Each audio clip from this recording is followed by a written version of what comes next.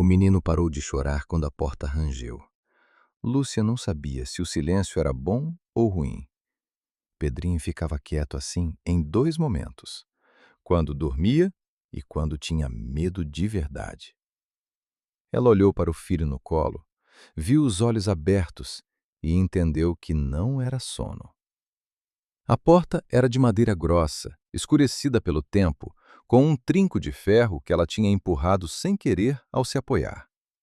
Agora estava entreaberta, e o cheiro que vinha de dentro misturava terra úmida com alguma erva que ela não conseguia nomear. Não era cheiro de lugar abandonado. Era cheiro de lugar onde alguém ainda vivia, mas vivia pouco.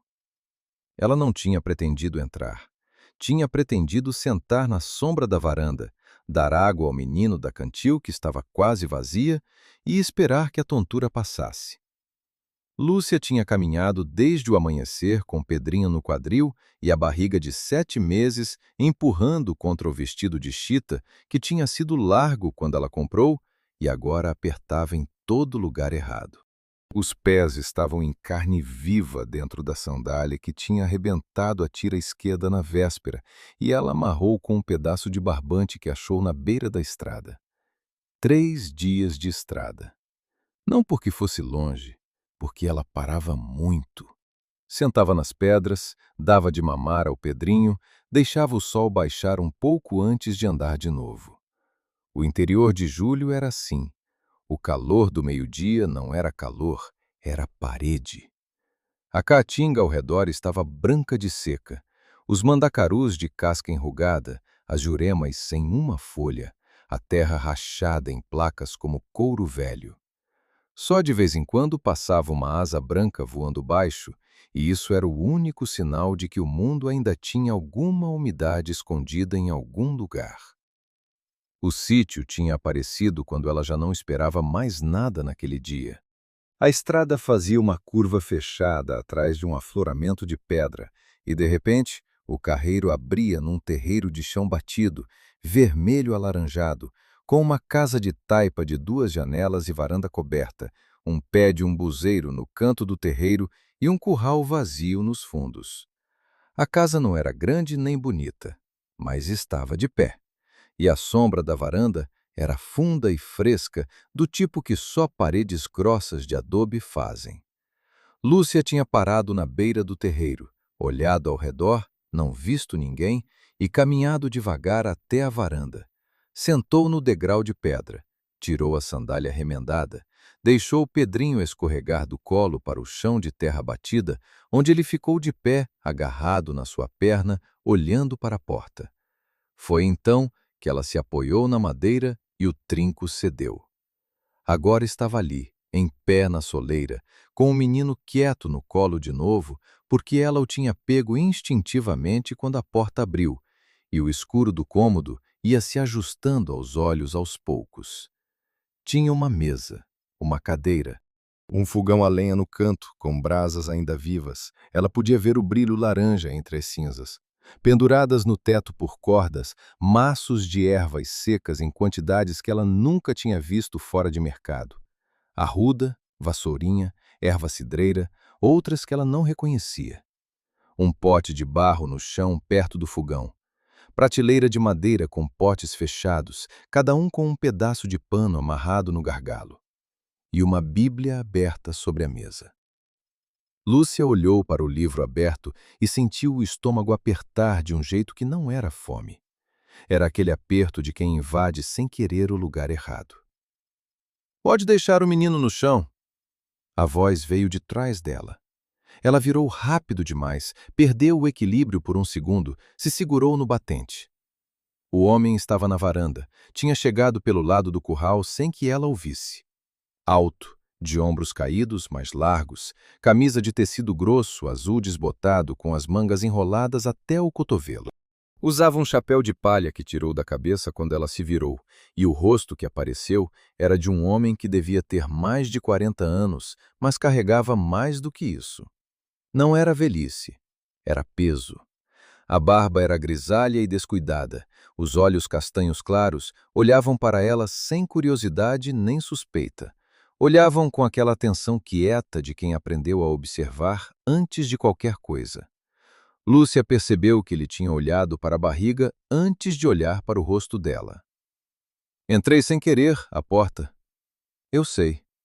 Ele não disse com rispidez, disse com a mesma voz de quem observa os fatos. Tem água no pote. O menino pode beber. Ela ficou parada. O senhor é o dono? Sou. Eu tô indo embora. Pode ficar na varanda enquanto descansa. Ele colocou o chapéu de volta na cabeça. O sol vai até às 4 ainda. Não era convite, era informação.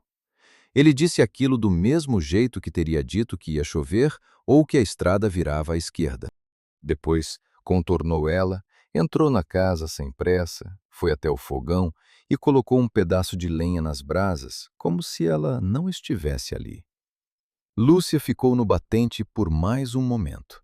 Depois, desceu o menino para o chão de novo. Pedrinho foi direto para o pote de barro. Ficou de pé na ponta dos pés, tentando ver o que tinha dentro, apontando com o dedo. Água!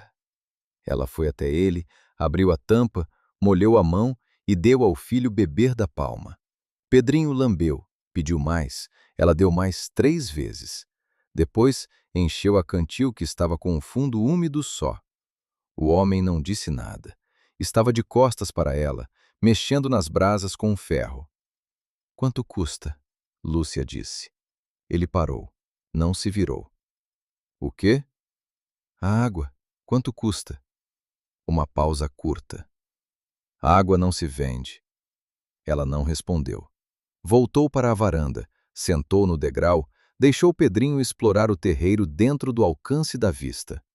O menino foi até o umbuzeiro, colocou a mão na casca, olhou para a mãe como se pedisse permissão para ficar ali.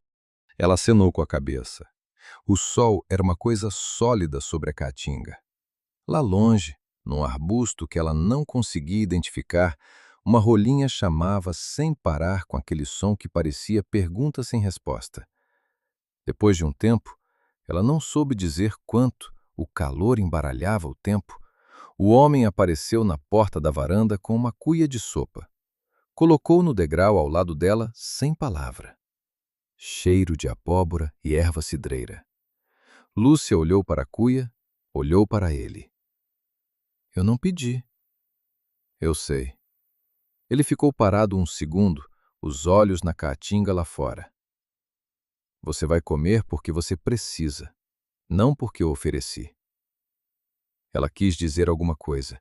Não encontrou o quê. Comeu. O homem voltou para dentro. Ela ouviu o barulho de panela, água sendo colocada, lenha sendo ajeitada. Pedrinho voltou do umbuzeiro com uma folhinha na mão e mostrou para ela como se fosse tesouro. Ela disse que era lindo. O menino saiu de novo, feliz. Quando a cuia estava vazia, Lúcia colocou no degrau com cuidado, limpou a boca com as costas da mão e ficou olhando para as mãos do homem enquanto ele voltava para pegar a cuia. As mãos eram grandes, de trabalho, mas tinha algo diferente nelas. Uma cicatriz cor-de-rosa que subia pelo dorso da mão direita até o pulso e continuava embaixo da manga da camisa. Não era cicatriz de faca, era de queimadura. Ela reconhecia porque tinha visto no braço de uma prima que derrubou lamparina na perna quando criança. O homem pegou a cuia sem olhar para ela. Tem um cômodo nos fundos que não uso, disse com a mesma voz de antes, a voz da informação. Se quiser ficar esta noite, pode ficar. Lúcia ficou quieta. Eu não tenho dinheiro para pagar. Não estou cobrando. Então, o que o senhor quer? Ele parou. Olhou para ela de frente pela primeira vez desde que tinham se visto. Os olhos claros tinham aquela coisa estranha que ela não conseguia nomear. Não era frieza, era distância. Como um homem que está presente no corpo, mas guarda o resto de si em algum lugar muito fundo. Nada, disse. Não quero nada. Ela estudou o rosto dele por um momento. Tinha aprendido a ler rosto de homem desde cedo, por necessidade. Tinha aprendido a diferença entre o que eles diziam e o que a expressão entregava. Este não entregava nada. Não porque estivesse escondendo, porque realmente parecia não querer nada. Era perturbador de um jeito diferente. Por que então? Uma pausa longa. Ele olhou para a barriga dela. Porque você vai parir em menos de 2 meses, disse. E não tem para onde ir. E eu sei o que fazer quando chegar a hora. Lúcia sentiu o sangue subir no rosto. Eu não precisei de ajuda para ter o primeiro. Eu sei que não precisou. Ele não recuou. Mas você não teve o primeiro sozinha num sítio no meio do sertão com um menino de 2 anos do lado. Era verdade. Ela não respondeu. O homem foi para dentro. Ela ficou na varanda até o sol começar a descer e a sombra do umbuzeiro crescer pelo terreiro. Pedrinho dormiu no colo dela, pesado e quente, a respiração devagar de quem não sabe que o mundo é complicado. Quando levantou para entrar, a decisão já estava tomada. Não porque ela tivesse escolhido, mas porque as alternativas eram piores, e ela sabia disso e não tinha mais energia para fingir que não sabia. O cômodo nos fundos era pequeno. Uma cama de madeira com colchão de palha, um cobertor dobrado, uma janela pequena voltada para o curral vazio. Em cima da janela tinha um prego onde pendurava um chapéu velho que não era dele. Devia ter sido de outro dono antes. Nada mais. Lúcia colocou Pedrinho na cama, tirou as sandálias, olhou para o pé direito que estava com uma bolha aberta no calcanhar que ela nem tinha percebido quando estava andando, só agora que parou. Ela ouviu a voz do homem de dentro da cozinha. Falando baixo, sozinho. Não era com ela. Não era com o menino. Ela ficou parada ouvindo. Não eram palavras soltas. Era ritmo. Era a cadência de quem recita de memória algo que o corpo aprendeu antes da cabeça. O tipo de fala que sobe sozinha nos lábios antes que a pessoa decida se quer falar ou não. Ela reconheceu o ritmo antes de reconhecer as palavras. Era reza. Lúcia ficou parada com a mão na parede, ouvindo. Depois de um momento, o ritmo parou. Silêncio. Depois, o barulho de uma cadeira sendo puxada, a voz normal de novo, só para si mesmo, uma palavra ou duas que ela não pegou. Ela foi até a cama, deitou ao lado de Pedrinho, colocou a mão na barriga onde a menina estava quieta, como estava quieta sempre à noite, guardando força. A gente chegou. Ela disse baixinho, para ninguém, para todos. Não sei por quanto tempo, mas a gente chegou. Lá fora a caatinga estava em silêncio de julho, aquele silêncio que não é paz, é espera. Às vezes passava um vento que mexia nas folhas do umbuzeiro, eram poucas, a seca tinha levado o resto. E de dentro da cozinha, de vez em quando, o estalo da lenha no fogão que o homem mantinha aceso, mesmo tarde da noite, mesmo quando não havia mais nada para cozinhar. Como se o fogo fosse a última coisa que ele ainda sabia como cuidar.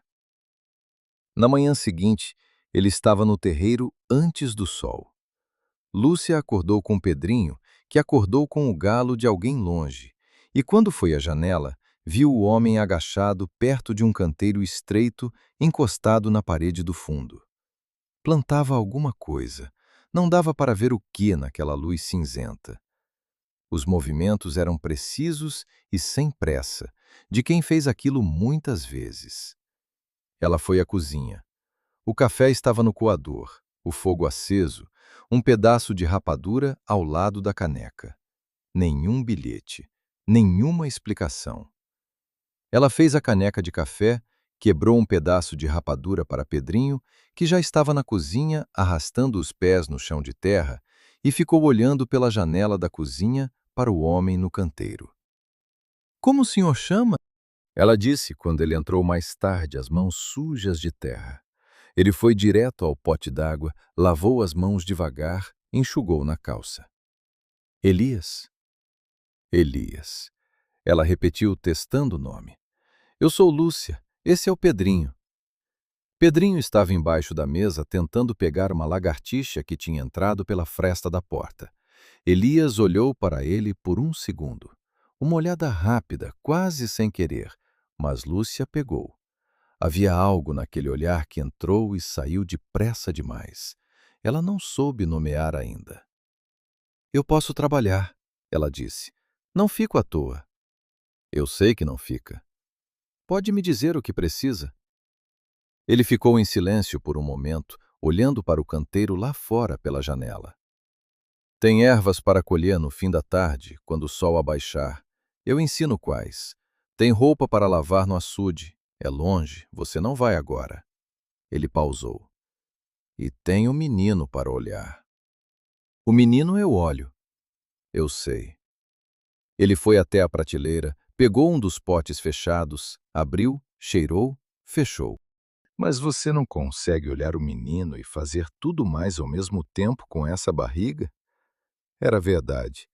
Ela não gostou que fosse verdade, mas era. Então a gente divide, ela disse. Ele a olhou. Aquela olhada de distância, de homem que está presente, mas guardado. Divide, ele repetiu, como se a palavra tivesse um peso que lhe estava medindo. Depois foi para o canteiro de novo, sem responder mais nada. E Lúcia ficou na cozinha com o filho e o café e o silêncio que era a resposta dele. Não um não, não um sim.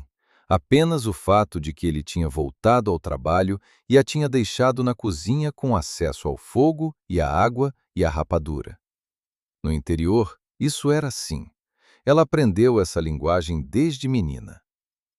A primeira semana foi de aprender o sítio. Lúcia aprendeu que Elias acordava sempre antes do sol e ficava no canteiro até que a luz chegasse. Aprendeu que ele não almoçava, comia só manhã e noite, um hábito antigo que ele não explicou e ela não perguntou. Aprendeu que as ervas penduradas no teto tinham uma ordem que parecia aleatória, mas não era. As que usava mais ficavam mais baixas, as que usava raramente chegavam a quase tocar as vigas. Aprendeu que o açude ficava a 40 minutos de caminho devagar, que tinha água porque a parede era nova.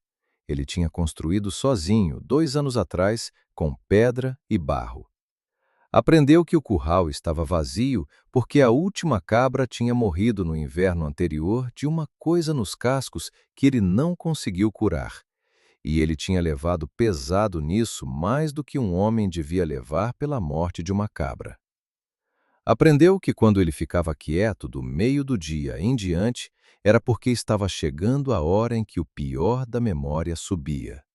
Ela não sabia ainda o que, mas reconhecia o padrão. O jeito como ele saía para o canteiro depois do almoço e ficava ali de costas para casa, as mãos na terra, a nuca baixa. Aprendeu que Pedrinho não tinha medo dele. Isso foi a primeira coisa estranha. Pedrinho tinha medo de homens. Tinha aprendido a ter desde cedo. Era uma criança esperta, com aquela inteligência dos filhos que crescem em casas tensas, que aprendem a ler o humor do ar antes de qualquer outra coisa. Com Elias, ele ficava quieto nos primeiros minutos, aquela quietude de avaliação, e depois saía pelo terreiro como se o lugar fosse dele. Na quinta-feira da primeira semana, Pedrinho foi até o canteiro e ficou parado olhando para Elias trabalhar. Elias não disse nada, não afastou o menino, não parou o que fazia. Continuou plantando com aqueles movimentos precisos e depois, sem olhar, pegou um graveto e fez um buraquinho na terra e esperou. Pedrinho entendeu. Ajoelhou, enfiou o dedo no buraco, esperou. Elias colocou uma semente. O menino cobriu com a terra com a mãozinha, batendo com cuidado, imitando o gesto que tinha visto. Lúcia estava na varanda vendo. Sentiu algo apertar no peito. Não sabia ainda se era bom ou ruim aquele aperto. Ficou quieta. Elias não sorriu. Mas as mãos ficaram um segundo paradas antes de pegar a próxima semente. E isso era alguma coisa. Na noite de sexta-feira da primeira semana, Lúcia ouviu novamente. Estava deitada com Pedrinho já dormindo, a barriga pesada do lado, o calor de julho entrado pelo vão da janela, mesmo depois de escurecer. E de dentro da cozinha, o ritmo. Dessa vez, ela reconheceu as palavras. Senhor, escuta a minha voz, tem misericórdia de mim e me responde. Era o salmo. Ela tinha crescido ouvindo. A avó rezava isso de tarde, sentada na porta de casa, olhando para a caatinga como se esperasse resposta do lado de lá. Mas a voz de Elias não tinha o tom de quem espera a resposta. Tinha o tom de quem repete uma coisa que o corpo aprendeu antes de tudo mais, que sobe sozinha nos momentos em que a pessoa está mais longe de si mesma. Não como fé, mas como o hábito da fé, como um músculo que se move sem que o cérebro mande. E depois a voz parou no meio. Silêncio. Depois, baixo, quase sem som. De que adianta? Não era pergunta, era constatação. A voz de quem diz isso para o teto às 10 da noite, porque o teto é o único que está ouvindo. Lúcia ficou quieta na cama, a mão na barriga da menina que chutou uma vez fraca naquele momento, como se tivesse ouvido também. Ela não foi até a cozinha, não disse nada. Não era a hora. Havia coisas que precisam ser ouvidas antes de serem tocadas. Ela tinha aprendido isso com o próprio luto, com os meses depois que Jonas foi embora e ela ficou com o Pedrinho pequeno e a segunda gravidez que ela ainda não tinha contado para ninguém quando ele saiu. Ficou quieta e ouviu o silêncio do homem do outro lado da parede. E o fogo no fogão que ele mantinha aceso. Sempre aceso. Capítulo 2. A mulher que veio da vila se chamava Dona Conceição e chegou numa manhã de terça-feira sem avisar, com um cesto no braço e aquele jeito de entrar no terreiro alheio como quem entra no próprio quintal. Lúcia estava no canteiro, colhendo erva cidreira, quando ouviu o barulho de passos no carreiro. Endireitou devagar. A barriga já não deixava se abaixar e levantar rápido sem um custo, e viu a mulher atravessar o portão de vara. Devia ter uns 60 anos, cabelo branco preso com um pente de osso, vestido preto que provavelmente era de luto antigo que tinha se tornado hábito. Carregava o cesto com a naturalidade de quem está fazendo uma visita que considera obrigação. Pedrinho estava sentado no degrau da varanda, descascando um pedaço de mandioca que Lúcia tinha dado para ele ocupar as mãos. Parou quando viu a mulher. Não se levantou. Boa tarde, Lúcia disse, sem se aproximar. Dona Conceição parou no meio do terreiro, olhou para ela, olhou para a barriga, olhou para o menino, olhou para a casa.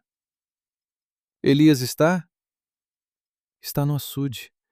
Deve voltar antes do meio-dia. A mulher assentiu devagar, como se confirmasse uma suspeita.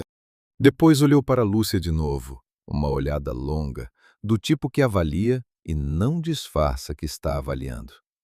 Você veio de onde? De Icó. Sozinha? Com o menino. Dona Conceição colocou o cesto no chão, cruzou os braços sobre o peito e ficou ali parada com aquela postura de quem decidiu que não ia embora até receber o que veio buscar. Há quanto tempo você está aqui? 10 dias. Silêncio. O sol batia no terreiro e uma perdiz chamava de algum lugar atrás do curral. Lúcia ficou parada com um maço de erva cidreira na mão, esperando. Elias é homem que vive só, Dona Conceição disse, com a voz de quem informa um fato importante que a outra pessoa pode não ter percebido. Sempre viveu, desde que chegou aqui. Eu sei. Não é fácil conviver com ele. Eu não estou aqui para conviver. Estou aqui para trabalhar pelo teto. A velha estudou o rosto dela por um momento. Quantos meses? 7,5. Dona Conceição descruzou os braços, pegou o cesto, foi até a varanda e colocou na sombra. Dentro tinha farinha de milho, um pedaço de carne seca e um embrulho de pano que, pelo cheiro, era queijo curado. Elias não vai usar isso, ela disse, sem olhar para Lúcia. Fica aqui. e foi embora pelo carreiro do mesmo jeito que tinha chegado, sem se despedir, como quem cumpriu o que veio cumprir. Lúcia ficou olhando a poeira que os passos levantaram até baixar. Pedrinho tinha voltado para a mandioca. Lá no açude, a asa branca passou voando baixo sobre a caatinga e sumiu. Ela não sabia ainda o que Dona Conceição era para Elias. Soube depois, pela ordem das coisas. A mulher aparecia a cada 10 dias, sempre com alguma coisa no cesto, sempre sem ser convidada, sempre com aquelas perguntas curtas que não eram conversa, eram verificação. Era o tipo de presença que existe no interior quando alguém decide que determinada pessoa é responsabilidade sua, sem que essa pessoa tenha pedido. Elias nunca agradecia e ela nunca esperava. Lúcia entendeu que devia ser assim há anos. O que ela foi aprendendo sobre o pior de Elias não veio de uma vez. Veio em pedaços. Do jeito que as coisas difíceis chegam quando a pessoa que as carrega não as conta. Chegam pelos buracos, pelos gestos que a pessoa não controla, pelas pausas no meio de uma frase que deveriam ser preenchidas, mas ficam vazias. Na segunda semana, ela estava aprendendo a separar as ervas para a secagem. Elias ensinava pouco e devagar, da forma de quem ensina sem querer ensinar, como se as informações escapassem antes que ele decidisse guardá-las. Ele estava mostrando como amarrar o maço de arruda para pendurar, quando a mão direita puxou rápido demais a corda e o nó ficou frouxo. Ele olhou para a mão. Ficou olhando por tempo demais para ser só o nó. Lúcia viu as cicatrizes de novo. Aquela cor de rosa antiga que subia pelo dorso até o pulso. Ele percebeu que ela estava olhando. Queimadura, disse sem inflexão. Eu vi. Silêncio. Faz 3 anos. Ele amarrou o maço de novo, dessa vez com o nó certo. Festa junina em Quixadá. Pegou fogo o barracão onde os pobres festejavam. Lúcia ficou quieta. Eu tirei 3, ele disse. Tinha um menino de uns 5 anos preso debaixo de uma viga. Entrei 2 vezes. Na segunda vez o teto desceu. Ele pendurou o maço de arruda na corda com aquele movimento preciso. As mãos ficaram assim. O menino não saiu. Não havia mais nada depois disso. Não havia explicação, não havia conclusão, não havia o que dizer que não tornasse a coisa menor do que era. Lúcia sabia isso. Ficou quieta e continuou separando as ervas, e Elias continuou ensinando, e o silêncio entre eles foi ficando diferente. Não mais o silêncio cauteloso do começo, mas o silêncio de 2 pessoas que já trocaram alguma coisa verdadeira sem precisar fazer cerimônia disso. Mais tarde, quando ela estava lavando as mãos no pote d'água, ele disse sem olhar para ela. Por isso parei de rezar. Era a primeira vez que ele falava sobre isso. Lúcia secou as mãos na barra do vestido devagar. Mas eu ouço você rezar à noite. Uma pausa longa. O corpo reza sozinho, ele disse. A cabeça já parou faz tempo. Ela não respondeu. Não havia resposta para isso. Havia apenas o fato de que ele tinha dito, e ela tinha ouvido, e isso era suficiente por agora. Pedrinho adoeceu na 3ª semana. Começou com febre baixa numa quarta-feira à tarde, daquelas que parecem que vão passar sozinhas. Lúcia fez chá de erva cidreira com rapadura, deu de gole em gole, colocou o menino para dormir mais cedo. Mas quando acordou de madrugada, a febre tinha subido e Pedrinho estava inquieto, se revirando, chamando por ela com aquela voz grossa de criança com febre que aperta o coração de mãe de um jeito que nenhum outro som aperta. Ela acendeu o lampião, levou o menino para a cozinha, foi buscar as ervas que achava que serviam. Estava com a mão na prateleira quando ouviu o barulho na porta.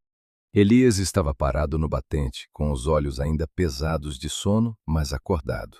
Completamente acordado, do tipo de quem dorme sempre com uma parte do ouvido aberta. Ele não perguntou o que tinha acontecido. Olhou para Pedrinho no colo dela, veio até o menino, colocou a palma da mão na testa, depois no pescoço, depois encostou o ouvido no peito por um segundo. Não é pulmão, disse. É friagem. Ele ficou muito tempo no açude hoje? Ficou brincando na beira. A água estava fria. Elias foi até a prateleira, pegou 2 potes sem hesitar, vassourinha e boldo. Fez o chá com uma precisão que não era urgência, era o contrário. Era a calma de quem sabe exatamente o que está fazendo. Enquanto o chá esfriava, ele pegou uma bacia, colocou água morna, acrescentou algo de um vidro pequeno, óleo de andiroba. Lúcia reconheceu o cheiro. Coloca os pés dele aqui. Ela colocou. Pedrinho gemeu e tentou tirar, mas Elias pôs a mão grande sobre os pezinhos com uma firmeza que não era agressiva. Era simplesmente maior que a resistência do menino. E Pedrinho cedeu com aquela rapidez das crianças que sentem que a pessoa que está segurando sabe o que está fazendo. Deram o chá aos goles. Elias ficou de cócoras ao lado da bacia, a mão ainda sobre os pés de Pedrinho, olhando para o menino com aquela atenção quieta que ele dava para tudo quando estava observando de verdade. A febre começou a ceder perto das 3 da manhã. Pedrinho adormeceu no colo de Lúcia, ali mesmo na cozinha, a respiração voltando ao normal, o rosto menos vermelho. Ela ficou quieta com o filho pesando no colo e os olhos queimando de sono que não ia conseguir dormir. Elias ficou sentado do outro lado da mesa. Não foi embora. Não disse que ia dormir. Ficou ali com a caneca de água na mão, olhando para o menino dormindo.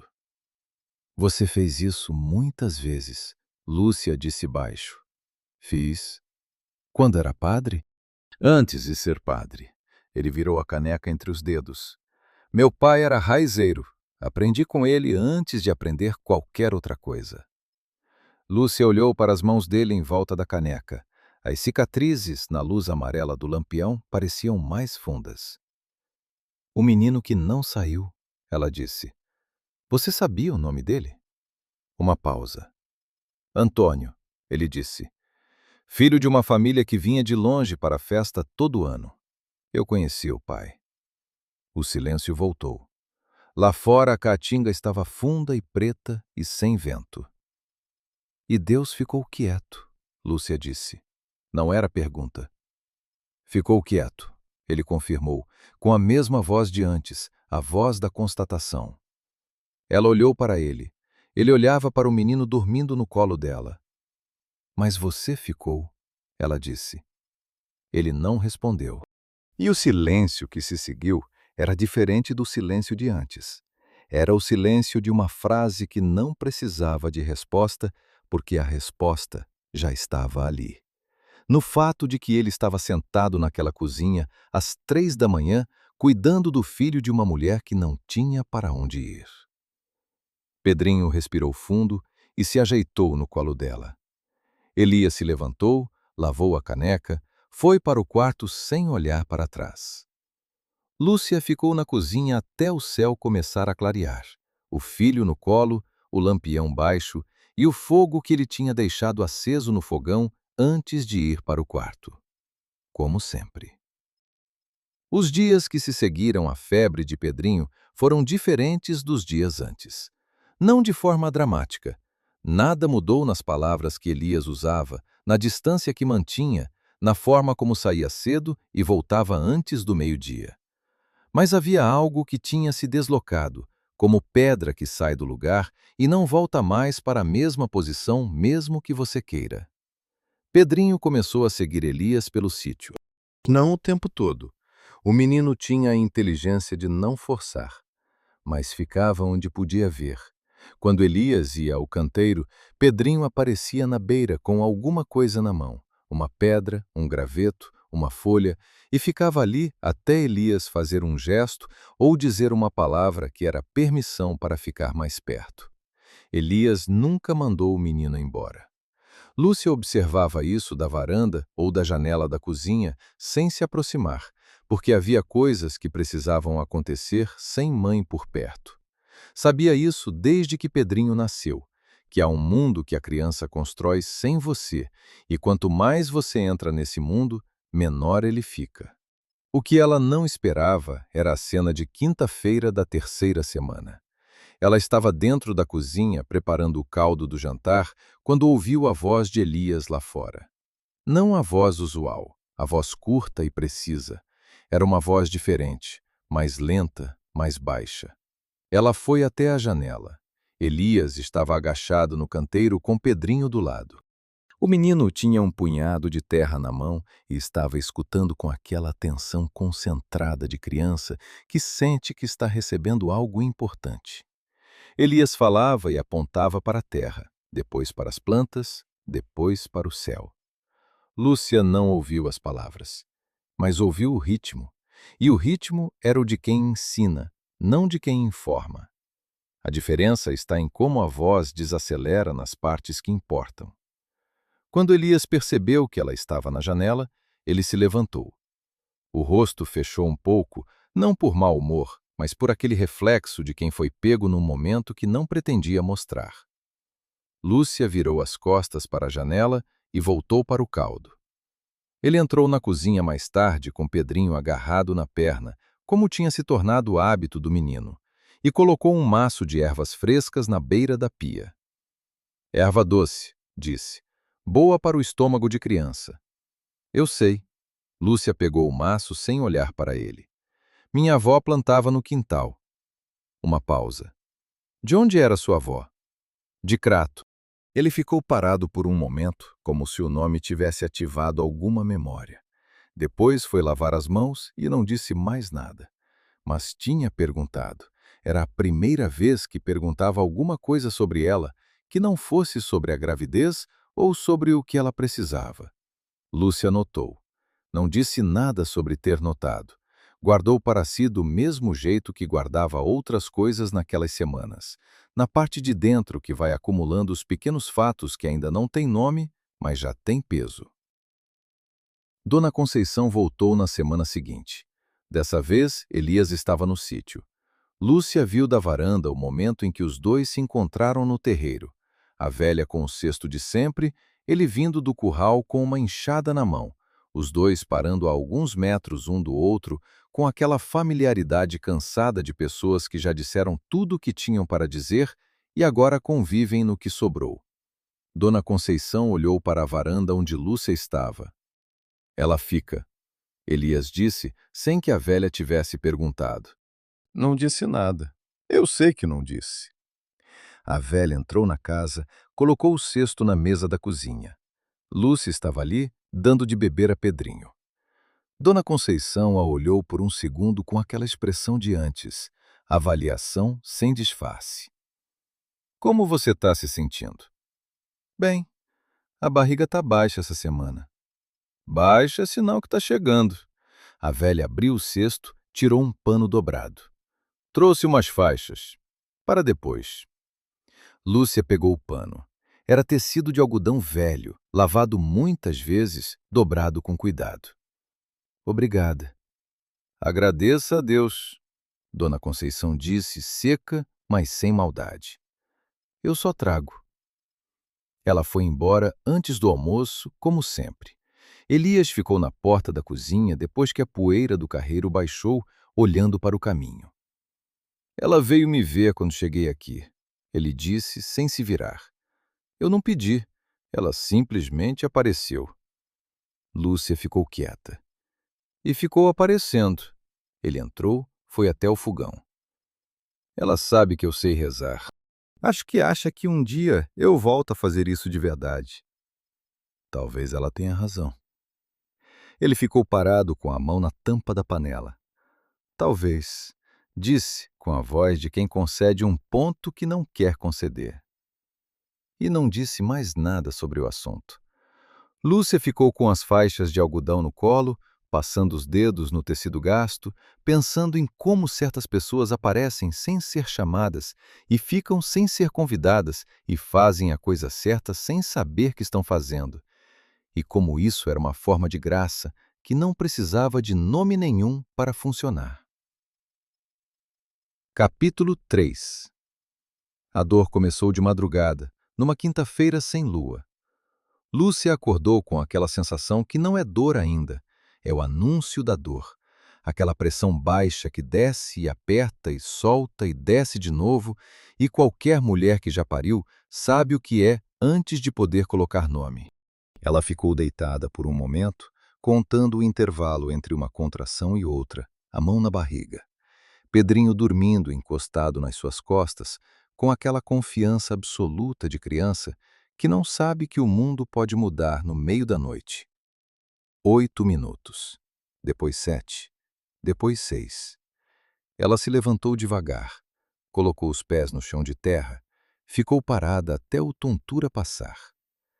A janela do cômodo estava aberta e o ar de julho entrava frio. De madrugada, o sertão esfriava de um jeito que o dia esquecia de avisar. Ela pegou o xale do prego, enrolou nos ombros, foi até a porta.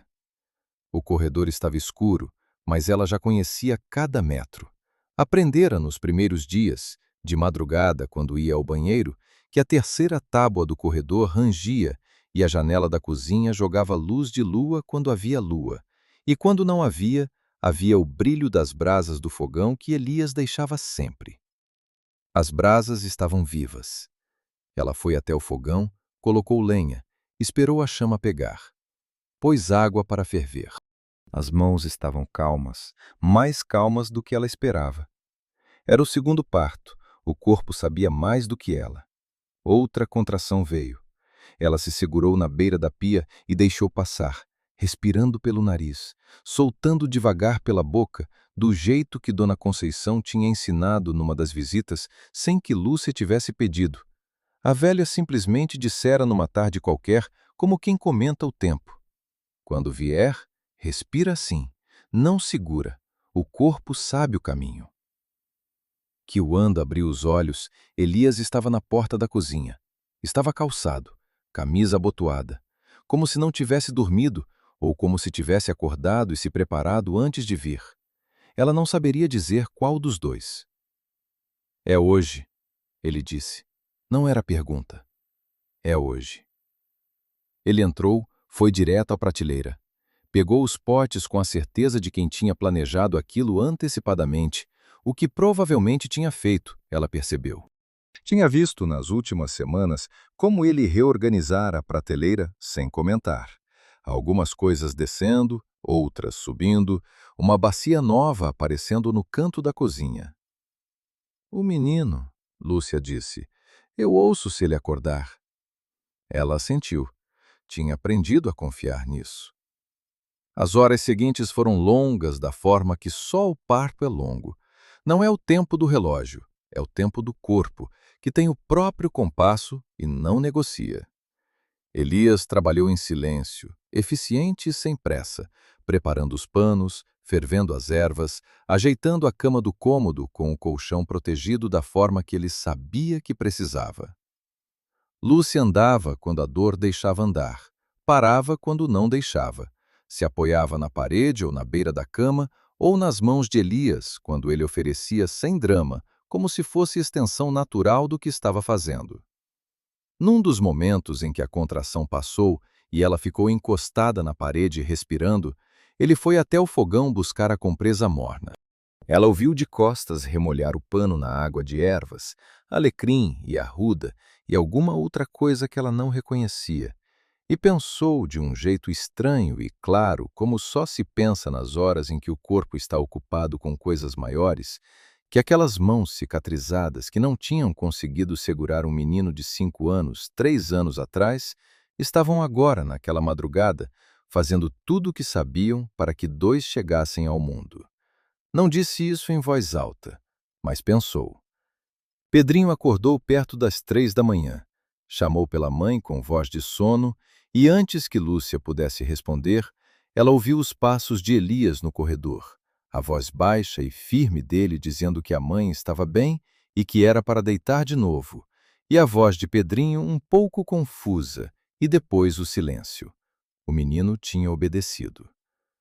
Lúcia ficou com aquilo no peito, a contração seguinte chegando, e não tinha como separar a dor do aperto diferente, que era outra coisa inteiramente. A menina nasceu quando o céu estava no azul escuro de antes do amanhecer. Veio com pressa, diferente de Pedrinho, que tinha chegado devagar e teimoso. A menina veio como se tivesse esperado o momento certo e não quisesse perder. Lúcia ouviu o choro antes de sentir o peso nos braços, e aquele choro era o tipo de som que não se esquece. Fino e furioso, e perfeito. O som de alguém chegando ao mundo com a intenção clara de estar aqui. Elias a colocou no peito de Lúcia, embrulhada no pano limpo. A menina parou de chorar quase imediatamente. Reconheceu o cheiro, o calor, o batimento que tinha ouvido por 8 meses e meio. Lúcia ficou olhando para o rosto pequeno e enrugado e perfeito e não disse nada por um tempo longo. Não havia nada que coubesse em palavras naquele instante. Elias ficou parado ao lado, lavando as mãos na bacia. Quando terminou e enxugou no pano, ficou de pé com as costas encostadas na parede, olhando para a menina. Como vai chamar? Ele disse com a voz diferente de sempre, mais baixa, mais lenta. Lúcia tinha pensado em vários nomes durante os meses. Tinha pensado em Maria, em Ana, em Beatriz. Mas agora, com a menina no colo naquela madrugada, com aquele homem de costas na parede e o fogão aceso lá na cozinha, o nome que saiu não era nenhum desses. Rosa, ela disse. Elias ficou quieto por um segundo. Ela não sabia ainda o que aquele nome significava para ele. Não havia razão para saber. Era o nome que a menina tinha trazido consigo, aquele tipo de certeza que vem de dentro e não precisa de explicação. Ele se afastou da parede, foi até a janela, ficou olhando para o terreiro onde a caatinga estava começando a sair do escuro aos poucos. A asa branca passou voando baixo, como sempre fazia ao amanhecer, aquele voo reto e silencioso sobre as juremas brancas de seca. Bom nome, ele disse, para a janela. Pedrinho acordou com o sol e veio descalço até o cômodo. Parou na porta, olhou para a mãe na cama com o embrulho de pano nos braços e ficou parado com aquela seriedade de criança que entende que aconteceu alguma coisa grande e ainda está medindo o tamanho. É a Mana, ele disse. É a Rosa, Lúcia disse. Vem ver. Ele veio devagar, subiu na cama com cuidado, ficou de joelhos olhando para o rosto da irmã que dormia com a boquinha entreaberta. Ficou assim por um tempo longo, sem dizer nada, só olhando com aquela concentração total que as crianças têm quando encontram algo que ainda não sabem classificar. Depois, abaixou e deu um beijo na testa da irmã com a delicadeza desajeitada de 2 anos. Lúcia sentiu algo se partir e se reconstruir dentro do peito ao mesmo tempo. Elias apareceu na porta com uma cuia de caldo quente e um pedaço de broa. Colocou na beirada da cama sem palavra. Pedrinho olhou para ele, depois para a mãe, depois voltou a olhar para a irmã. Tio Elias, o menino disse, com a voz casual de quem anuncia algo que já é fato. A Mana nasceu. Elias ficou parado um segundo na porta. Tio, o menino tinha decidido aquilo sozinho, naquela manhã, com a naturalidade de criança que nomeia o mundo pelo que vê e não pelo que lhe ensinam. Lúcia viu o rosto de Elias no momento em que a palavra chegou. Viu a coisa que entrava e saía depressa demais, a mesma coisa que ela tinha visto na primeira semana, quando ele olhara para Pedrinho pela primeira vez. Agora ela soube nomear. Era saudade. Não de algo que tinha, de algo que nunca teve e que naquele instante soube que queria ter tido. É, Elias disse, com a voz firme de sempre. Nasceu. Ele foi embora para o canteiro. Lúcia ficou com os 2 filhos na cama, Rosa dormindo, Pedrinho já inquieto e querendo descer para explorar o mundo, e olhou pela janela para as costas de Elias se afastando pelo terreiro com aquele passo de sempre, a nuca baixa, as mãos no caminho das ervas. As mãos cicatrizadas que tinham recebido rosa naquela madrugada, com a mesma precisão com que plantavam sementes, com a mesma precisão com que faziam tudo o que sabiam fazer. Ela comeu o caldo devagar, Pedrinho já do lado de fora, chamando pelo tio com a voz alta da manhã, e Rosa, aquecida no peito, fazendo aquele barulhinho suave de recém-nascido, que é a coisa mais próxima de silêncio perfeito que existe. Dona Conceição chegou antes do meio-dia, como se soubesse, e provavelmente sabia, porque no interior as notícias viajam em formas que não têm explicação racional. Entrou no cômodo sem cerimônia, examinou a menina com mãos experientes, aprovou com um aceno, olhou para Lúcia com aquela expressão de sempre. Elias ficou? Ficou a noite toda. A velha assentiu, como se isso confirmasse algo que ela já esperava. Ele sabe o que está fazendo, disse, seca, e depois, mais baixo, quase para si mesma. Sempre soube. O problema nunca foi isso. Ela não explicou o que era o problema. Não precisou. Lúcia já sabia. Os 3 dias depois do nascimento foram os mais quietos desde que Lúcia tinha chegado ao sítio. Quietos de um jeito bom.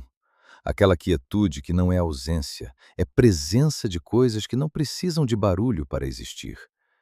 Ela ficava no cômodo a maior parte do tempo, Rosa no peito, Pedrinho entrando e saindo com a energia constante de 2 anos que ainda não entendem que a mãe precisa de descanso.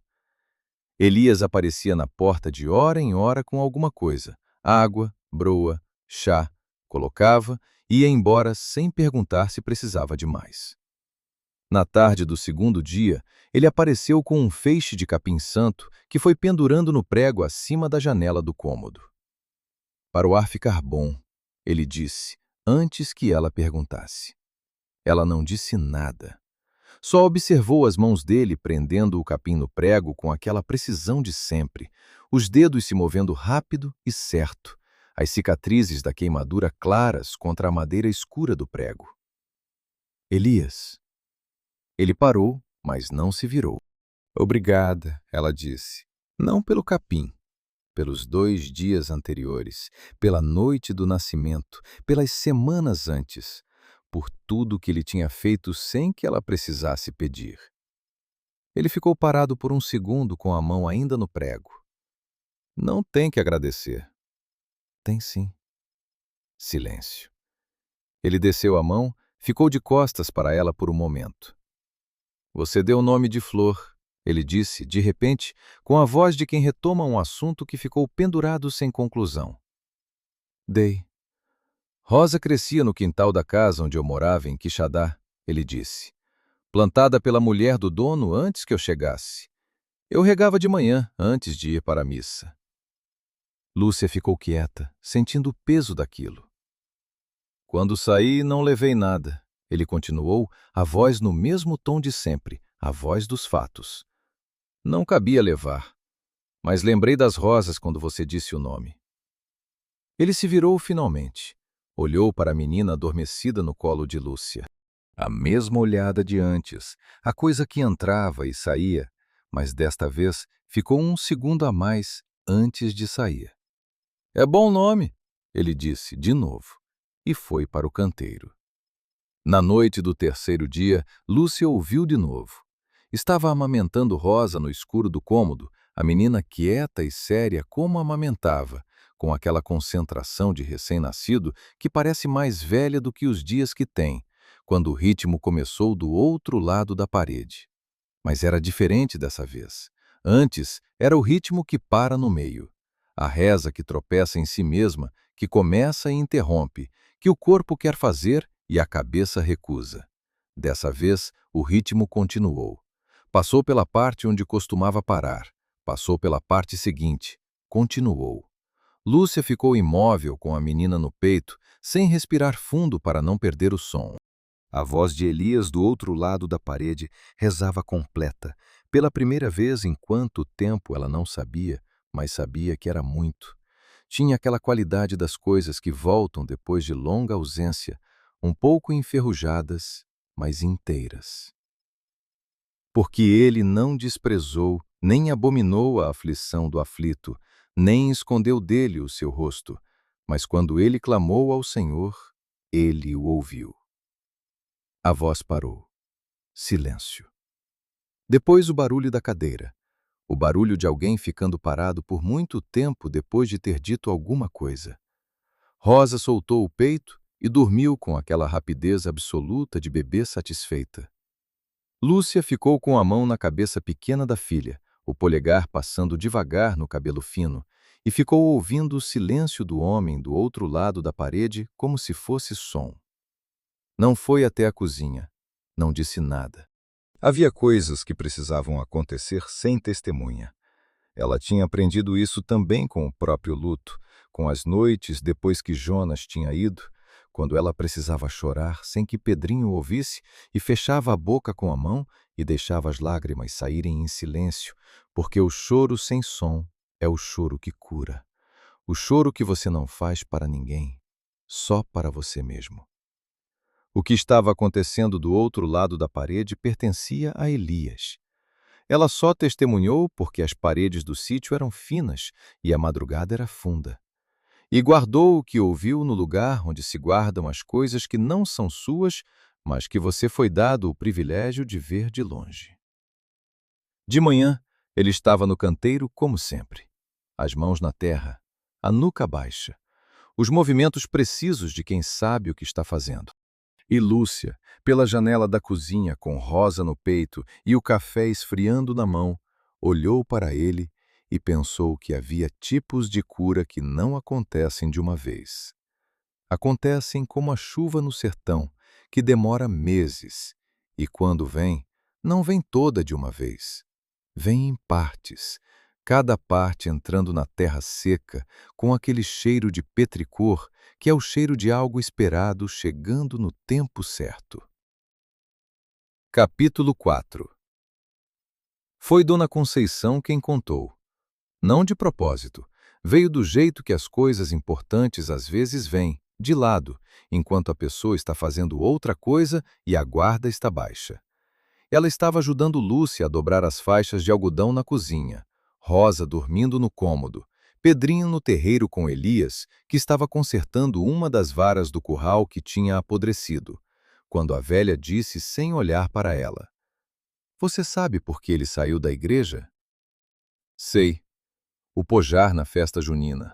Dona Conceição ficou quieta por um segundo, os dedos dobrado o pano com aquela precisão mecânica de quem já fez isso milhares de vezes. "O incêndio foi a última coisa," ela disse. "Não a primeira." Lúcia parou de dobrar. A velha colocou a faixa dobrada na pilha, pegou outra. "Antes do incêndio, tinha uma família no bairro de bairro. Pai, mãe, 3 filhos. O pai bebia. Não o tipo que bebe e dorme, o tipo que bebe e levanta a mão." Lúcia foi até Elias pedir ajuda.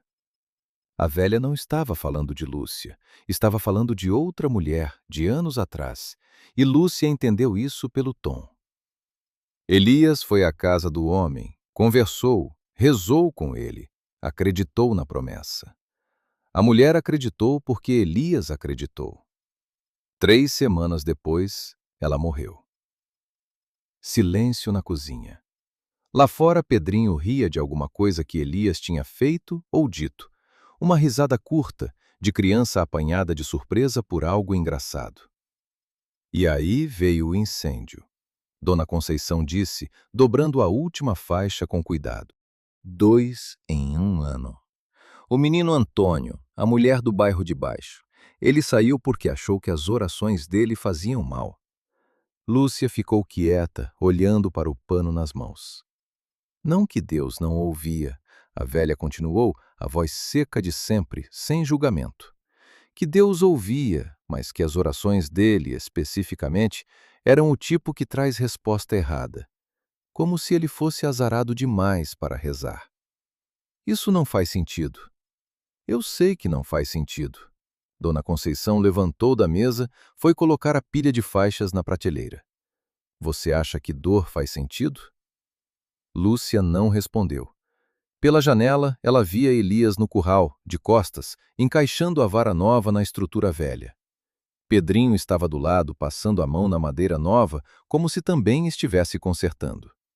Elias não mandou o menino tirar a mão. Deixou ele ficar ali ajudando do jeito de 2 anos. Ele sabe que você está me contando isso? Lúcia perguntou. Não. A velha pegou o chale da cadeira. E não precisa saber. Você precisava saber. São coisas diferentes. Ela foi embora pelo carreiro de sempre. E Lúcia ficou na cozinha, com o peso daquilo se acomodando dentro dela, como pedra que afunda devagar até encontrar o fundo. Naquela tarde ela ficou mais quieta do que o habitual. Não era tristeza, era aquele tipo de pensamento que precisa de espaço para se mover, que não cabe ser dito logo, que precisa ser carregado por um tempo antes de virar palavras. Elias percebeu. Ela sabia que ele percebia quando algo mudava nela. Tinha aquela atenção de quem observa o ambiente constantemente, que nota quando o tom de uma casa muda antes de saber o motivo. Mas ele não perguntou. Respeitava os silêncios dela do mesmo jeito que ela respeitava os dele. Na hora do jantar, Pedrinho dormiu antes de terminar a comida, e Elias o levou para o cômodo com aquela facilidade calada que tinha desenvolvido nas últimas semanas.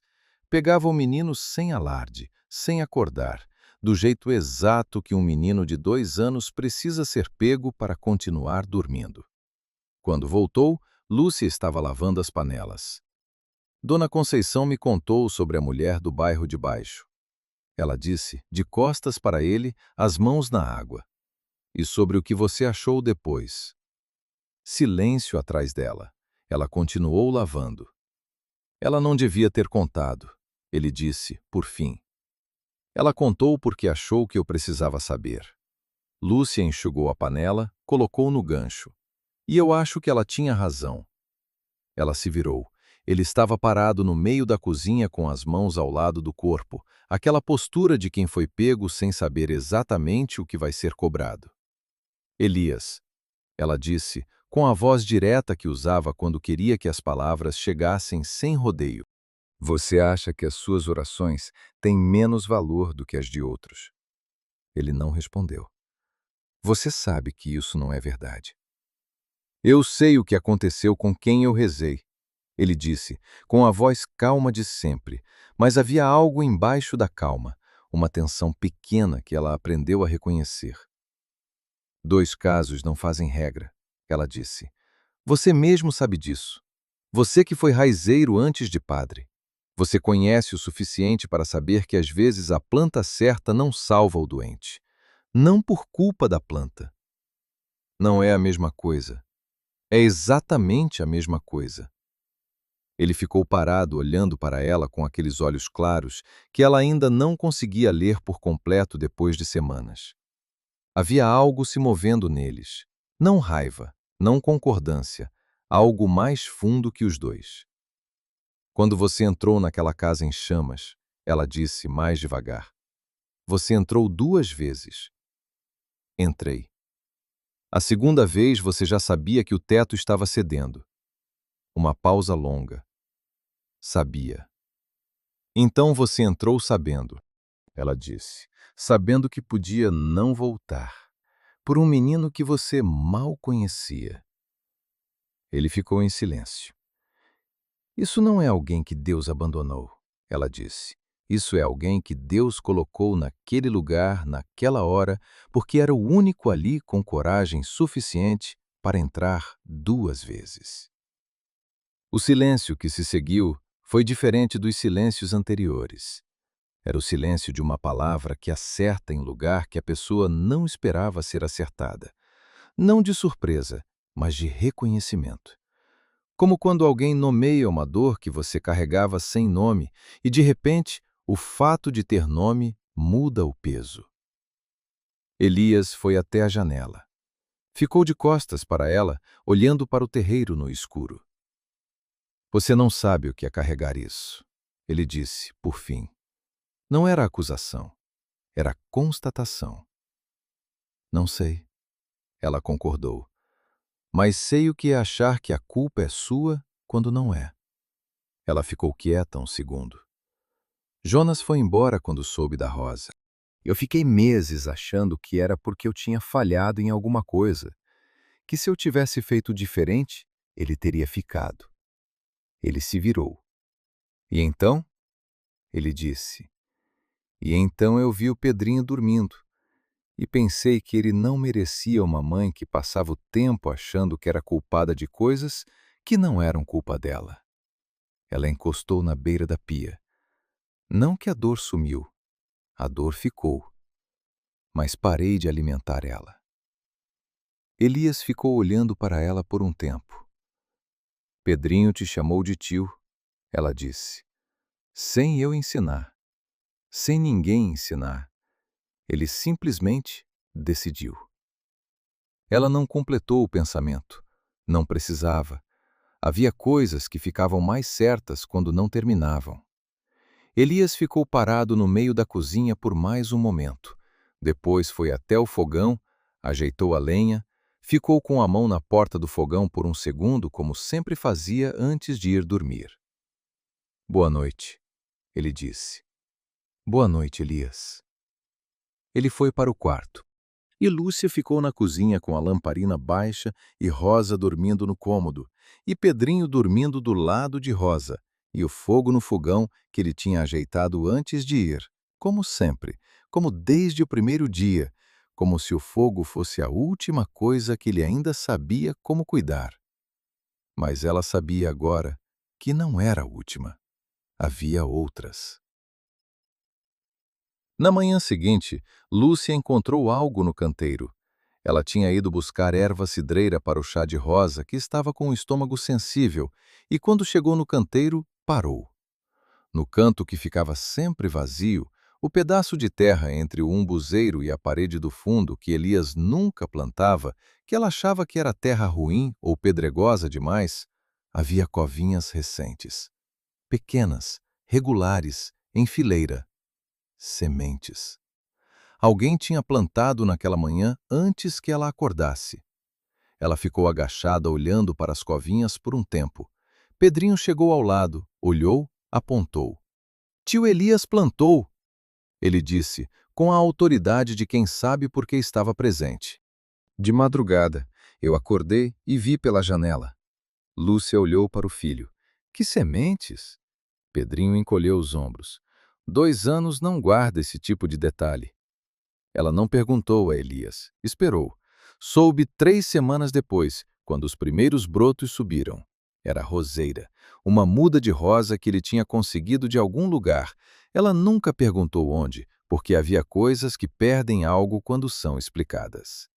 Ele plantou no canto que nunca tinha plantado antes, no canto que ficava à sombra do umbuzeiro de tarde, onde a terra guardava umidade mais tempo, onde a raiz teria chance mesmo no sertão seco de julho. O lugar certo para uma rosa crescer.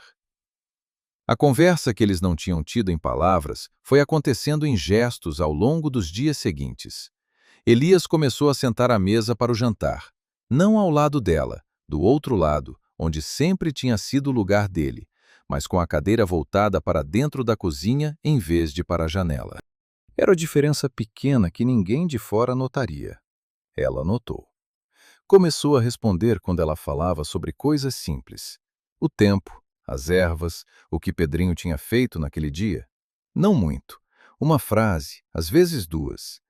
Mas onde antes havia silêncio de aviso, o tipo que diz, até aqui, agora havia silêncio de escuta, o tipo que diz, pode continuar. E Pedrinho, com aquela percepção de criança que capta o que os adultos não dizem, foi ficando mais à vontade.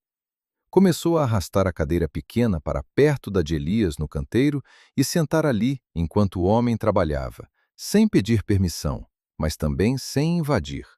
Aquela negociação silenciosa de quem aprendeu o espaço do outro. Certa tarde, Lúcia foi buscar Pedrinho para o banho e encontrou os dois sentados no degrau da varanda. Elias com a faca de entalhe na mão. Ela não sabia que ele entalha, e um pedaço de madeira, e Pedrinho com os olhos fixos na faca se movendo. Elias estava fazendo algum bicho pequeno, ela não deu para ver o quê. Ficou parada na porta, sem se anunciar. Elias disse, sem levantar os olhos da madeira: "A passarinha que a gente vê de manhã", explicando para Pedrinho o que estava fazendo. "Asa branca. Você viu hoje?" "Vi", Pedrinho disse, com aquela seriedade de informação importante. "Voo baixo." "Voa baixo quando vai chover", Elias disse. "Vai chover?" Pedrinho arregalou os olhos. "Talvez. O açude agradece." Lúcia voltou para dentro sem fazer barulho. Ficou na cozinha com as mãos paradas sobre o pano de prato que estava dobrado, pensando que havia um ponto em que uma pessoa para de apenas sobreviver dentro de um lugar e começa a pertencer a ele, e que esse ponto não tem hora marcada. Acontece como o broto que sobe, de madrugada sem avisar, e quando você vê, já está lá. Na tarde de sábado daquela semana, Dona Conceição apareceu com um cesto diferente. Além da farinha e do queijo costumeiros, havia um embrulho de papel que ela colocou na mesa com um cuidado que chamou atenção. Não o cuidado de coisa frágil, o cuidado de coisa que tem peso simbólico. "O que é?" Lúcia perguntou. "Abra." Ela abriu. Era um terço. Madeira escura, contas gastas de uso longo, a cruzinha de metal com um brilho opaco de prata antiga. Era do padre Benedito, Dona Conceição disse, sentada na cadeira de sempre. Padre antes de Elias em Quixadá. Homem bom, morreu velho na cadeira de balanço com esse terço na mão. A família me deu quando souberam que eu conhecia Elias. Ela parou. Guardei por 2 anos, esperando o momento. Lúcia ficou olhando para o terço na mão. Para mim ou para ele? Isso você decide. A velha tomou o café, levantou, foi embora como sempre sem cerimônia. E Lúcia ficou com o terço na palma da mão, as contas frias e lisas de tanto uso, pensando no que fazer com aquilo. A resposta veio de noite, simples, sem que ela precisasse muito pensar. Ela foi até a prateleira das ervas, onde Elias guardava as coisas que usava todo dia. Colocou o terço pendurado no prego que ficava no canto da prateleira, onde ele passava a mão todo manhã pegando os potes. Não disse nada para ele, não apontou, não explicou. Ele veria quando visse, e veria no momento certo, sozinho, sem ninguém esperando reação, no tempo dele. Havia coisas que precisam chegar assim. Elias viu o terço no dia seguinte. Ela soube porque estava na cozinha quando ele entrou para pegar o pote de boldo e parou. Ficou parado com a mão no pote e os olhos no terço por mais tempo do que levaria para pegar o que veio buscar. Ela continuou mexendo no caldo sem olhar para ele. Ele pegou o pote, foi para o canteiro. Quando voltou para o almoço, o terço ainda estava no prego, mas estava levemente diferente. As contas reorganizadas, como quando alguém passa os dedos por elas uma vez. Poderia ter sido o vento pela janela aberta. Não era o vento. Lúcia serviu o caldo, Pedrinho comeu com aquela pressa de quem tem coisas mais importantes para fazer do que comer, Rosa dormia no cômodo. Elias comeu em silêncio como sempre, mas era o silêncio de depois de algo, não o silêncio de antes. No fim do almoço ele levantou, lavou o prato, pendurou no gancho. "De onde veio?" ele disse sem se virar. "Dona Conceição trouxe", ela disse. "Era de um padre chamado Benedito." Uma pausa. "Eu conhecia o padre Benedito", ele disse, a voz quieta. Homem que rezava como se realmente acreditasse que alguém estava do outro lado ouvindo. "Talvez alguém estivesse", Lúcia disse. Ele ficou parado na pia por um segundo. "Talvez", disse, e foi para o canteiro. O terço ficou no prego. Capítulo 5. A chuva chegou numa segunda-feira de manhã. Não a garoa fina que às vezes passava sem deixar rastro. Foi chuva de verdade, daquelas que o sertão espera meses e, quando vem, não tem pressa de ir embora.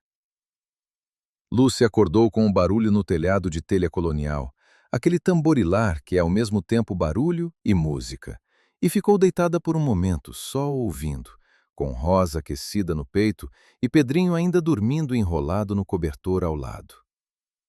Depois lembrou do canteiro. Levantou, foi até a janela.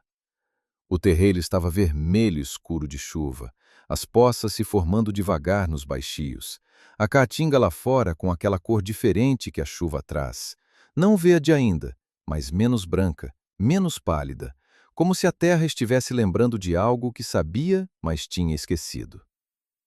E no canto entre o umbuzeiro e a parede do fundo, onde as covinhas tinham ficado secas semanas, os brotos da roseira tinham a água que precisavam pela primeira vez. Ela ficou na janela olhando por um tempo com Rosa no colo. Elias estava no terreiro debaixo de chuva. Não tinha saído para trabalhar. Estava parado no meio do terreiro, com o rosto levantado para o céu, os olhos fechados, a chuva escorrendo pela barba grisalha e encharcando a camisa.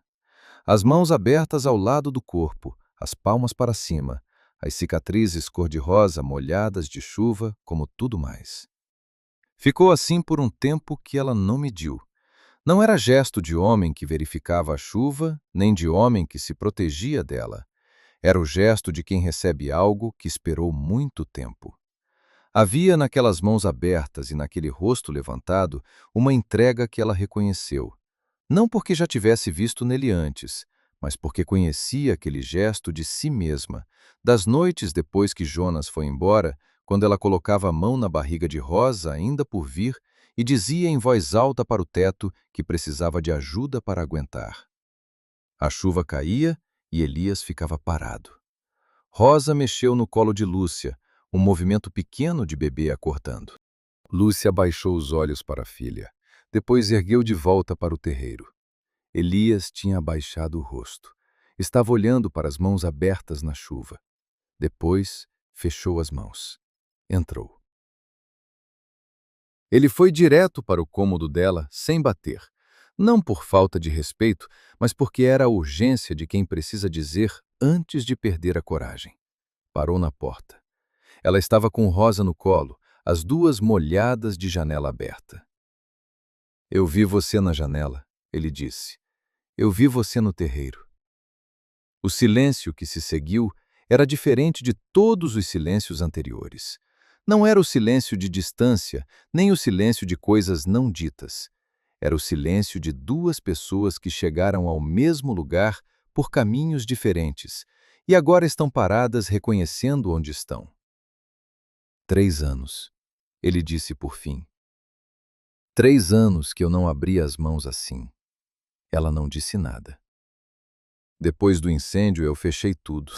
Ele continuou, a voz com aquela textura de coisa que sai com dificuldade não por falta de palavras, mas por excesso de peso. As mãos, o que elas sabiam fazer. Parei de rezar, parei de curar, parei de plantar quase. Fiz o mínimo para não morrer e só. Eu sei, Lúcia disse, quieta. Você chegou e eu pensei que podia fazer o mínimo de novo. Dar água, dar teto, ajudar com o parto quando chegasse a hora. O mínimo. Ele ficou parado. Mas não ficou no mínimo. Ela olhou para ele. Ele olhava para Rosa. Pedrinho disse, tio. Ele disse, a voz mais baixa. E eu pensei que ia passar, que era jeito de criança que muda. Mas não passou. Toda manhã ele chama. Toda tarde ele aparece no canteiro. E eu... Ele parou. Começou de novo. Eu percebi que estava esperando. Esperando o quê? Esperando amanhã. Ele disse simplesmente. Pela primeira vez em 3 anos, eu estava esperando amanhã. Lúcia ficou quieta com aquilo. Rosa deu um som pequeno, satisfeito, de bebê que não sabe que o mundo tem peso, mas sente que está segura. Elias olhou para ela com aquela coisa que entrava e saía no rosto. Mas dessa vez não saiu. Ficou. Quando você disse o nome dela, ele disse. Rosa. Eu pensei que era coincidência. A roseira no quintal de Quixadá. Mas depois pensei que talvez não fosse. Talvez não seja, Lúcia disse. Você acredita nisso? Ele disse. Não era pergunta. Acredito, ela disse. Não o tempo todo. Às vezes não acredito em nada. Mas quando vejo como as coisas se encaixam sem que ninguém planejou, acredito. Elias ficou parado na porta por um momento. Depois entrou no cômodo, foi até a beirada da cama, sentou. Não perto, do outro lado, mas sentou. A primeira vez que sentava naquele cômodo desde que ela tinha chegado. Eu tenho medo, ele disse, com a voz de quem diz algo que nunca disse em voz alta. De gostar demais, de que aconteça de novo. Vai acontecer de novo, Lúcia disse, sem suavizar. A dor acontece de novo, sempre acontece. Ela olhou para ele. Mas o que você fez com ela? Fechar as mãos, fechar o sítio, parar de plantar. Isso não impediu a dor. Só impediu o resto. Ele olhou para as mãos, as cicatrizes na luz cinzenta de chuva. O menino Antônio, ele disse. Eu penso nele todo dia. Eu sei. Não vai parar. Não vai, ela concordou. Mas você pode pensar nele e ainda assim abrir as mãos de manhã. Ela pausou. Você pode plantar roseira num canteiro que nunca plantou e ainda assim lembrar do menino. As duas coisas cabem. Silêncio longo. A chuva no telhado, constante, o tipo de chuva que fica. Dona Conceição disse que você sempre soube o que estava fazendo. Lúcia disse. Que o problema nunca foi isso. Ela disse isso? Disse. Ele ficou quieto. O problema era acreditar que valia a pena fazer. Ele disse por fim. Não era pergunta. Era ele mesmo chegando à conclusão. Era. Outra pausa. Rosa adormeceu no colo de Lúcia com aquela paz absoluta de bebê saciada. E agora? Ele disse. Lúcia olhou para ele. Aquele homem de ombros carregados e olhos claros e mãos marcadas, que tinha chegado antes do café todo dia por semanas, que tinha ficado acordado à noite do parto sem que ela pedisse, que tinha plantado roseira num canteiro vazio de madrugada sem avisar ninguém. Agora você já sabe a resposta, ela disse. E era verdade. Ele sabia. Tinha sabido desde a manhã em que ficou no terreiro, debaixo de chuva, com as mãos abertas. Sabia e ainda assim precisava ouvir de fora, que era o jeito que certas coisas funcionam, que precisam de testemunha para se tornar reais. Elias ficou sentado na beirada da cama por mais um tempo. A chuva continuava. Pedrinho acordou no cômodo ao lado e chamou pela mãe, e Lúcia disse que estava ali, que já ia, e Pedrinho disse, Tio Elias, está? Com a voz ainda grossa de sono. Elias se levantou. Estou. Respondeu em voz alta o suficiente para o menino ouvir. A primeira vez que respondia direto ao chamado de Pedrinho, sem que ela servisse de intermediária, e foi buscar o menino. Naquela noite, depois que os dois dormiam, Lúcia foi à cozinha buscar água e encontrou o terço fora do prego. Estava na mesa, aberto. As contas espalhadas em círculo, como quando alguém reza de verdade, passando conta por conta, cada uma com tempo, com atenção. Não jogado, composto. Ao lado havia uma vela acesa, pequena, de sebo branco, daquelas que custam pouco e duram pouco e iluminam só o que está perto. A chama ficava quieta porque não havia vento, e a luz que ela fazia era a luz exata para um homem que reza sozinho na madrugada pensar que ninguém está vendo. Lúcia ficou parada na porta da cozinha. A vela era a primeira em 3 anos. Ela sabia disso sem que precisasse ser dita. Pegou o copo d'água que tinha vindo buscar. Voltou para o cômodo no escuro do corredor, sem fazer barulho. sem acender o lampião. Deitou ao lado de Rosa, que dormia com a boca entreaberta, a respiração mansa de quem não conhece ainda o peso do mundo. Pela fresta da porta vinha o brilho fraco da vela na cozinha. Ela ficou olhando para aquela fresta de luz por um tempo. Aquela luz pequena e firme no escuro da cozinha, a primeira que ele acendia em anos, a luz de alguém que está abrindo as mãos de novo. Como se o fogo fosse a última coisa que ele ainda sabia como cuidar. Mas não era a última. Nunca tinha sido. De manhã a chuva tinha parado, mas o terreiro ainda cheirava a terra molhada, aquele petricor que o sertão guarda semanas depois da chuva, como se não quisesse esquecer. Elias estava no canteiro quando ela foi à janela com Rosa no colo. Pedrinho já estava lá fora também, descalço na lama, com aquela alegria de criança que não sabe que tem que evitar lama, apontando para as poças e esperando que alguém confirmasse que eram reais. Elias confirmava, com a voz curta de sempre, mas confirmava. Lúcia foi fazer o café. Quando ele entrou, as mãos sujas de terra molhada, ela já tinha a caneca pronta. Ele lavou as mãos no pote, enxugou, veio sentar.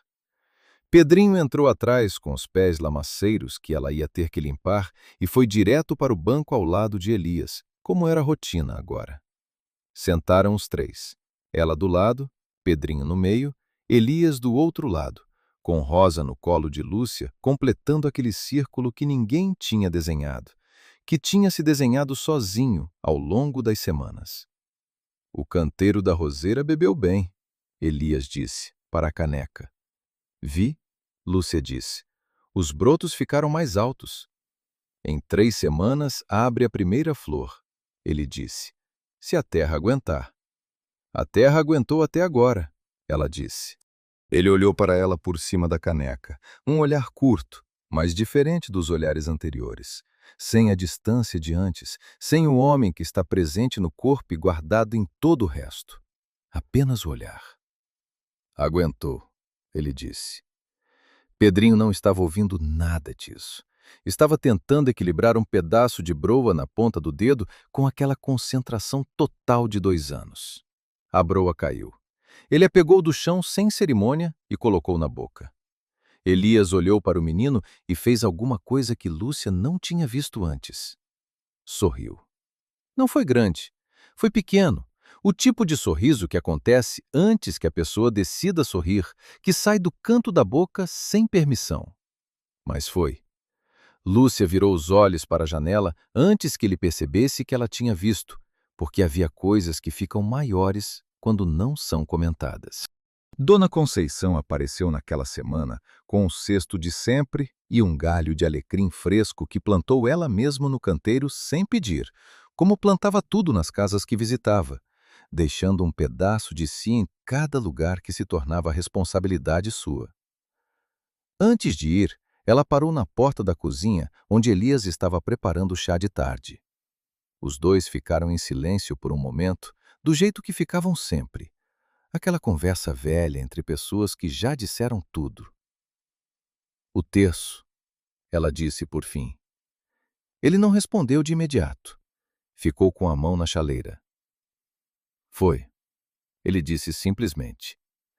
A velha assentiu uma vez, devagar, com a expressão de quem confirma algo que esperava há muito tempo. Não disse mais nada. Foi embora pelo carreiro com o cesto vazio e o passo firme de quem cumpriu o que veio cumprir. Elias ficou na cozinha com a chaleira na mão por um segundo depois que ela foi. Depois colocou no fogão. Lúcia estava na varanda com Rosa e não disse que tinha ouvido. Não precisava. A primeira flor abriu numa manhã de quinta-feira, 3 semanas depois da chuva, exatamente como ele tinha dito. Lúcia estava amamentando Rosa na varanda quando Pedrinho saiu correndo do canteiro gritando que tinha flor, flor vermelha, vem ver, mãe. Ela foi. A roseira tinha uma flor só, pequena, com as pétalas ainda fechadas pela metade, vermelha escura como carvão em brasa. Elias estava agachado olhando para ela. Não disse nada quando Lúcia chegou. Ela também não disse. Pedrinho tocou na pétala com o dedo muito devagar, como ele tocava em tudo que achava precioso, e ficou de pé, olhando com aquela seriedade de 2 anos, que é a seriedade mais honesta que existe. Flor, ele disse, para confirmar para si mesmo. Flor, Elias confirmou. Os três ficaram parados no canteiro por um momento que não tinha tamanho. A flor vermelha no meio da caatinga seca que estava começando a verdejar nas beiradas depois da chuva, e Rosa no colo de Lúcia, olhando para o mundo com aqueles olhos de bebê que ainda não sabem o que estão vendo, mas olham para tudo como se fosse importante. Depois, Pedrinho foi embora para outra coisa, que é o jeito de 2 anos, e Elias se levantou e Lúcia ficou mais um segundo com a flor. Elias, ele parou. Obrigada pela vela. Um silêncio. Você viu? Vi. Ele ficou parado de costas para ela por um momento. Depois se virou, olhou para ela de frente com os olhos claros que ela já sabia ler agora. Pelo menos em parte, pelo menos mais do que no começo. Era a hora, ele disse, simplesmente. E foi para o açude buscar água para o canteiro. Lúcia ficou na varanda com Rosa, olhando para a flor vermelha que abria devagar no canteiro que ele nunca tinha plantado antes, no canto certo, onde a terra guardava a umidade, debaixo da sombra do umbuzeiro que protegia sem cobrir. O lugar certo, a hora certa, como certas coisas são, não quando a gente planeja, mas quando a gente finalmente para de fechar as mãos.